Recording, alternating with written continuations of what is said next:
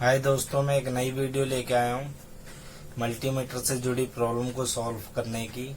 कि मैंने देखा है कि मल्टीमीटर में बहुत सी दिक्कतें आती है। ऑटोमेटिक शॉर्ट हो जाता है, बजर पॉइंट पे सेट करते हैं वैसे ही बीप साउंड देने लगता है बिना किसी कंपोनेंट को चेक करे।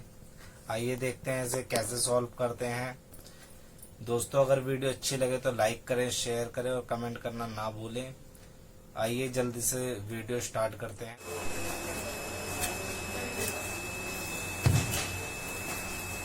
सर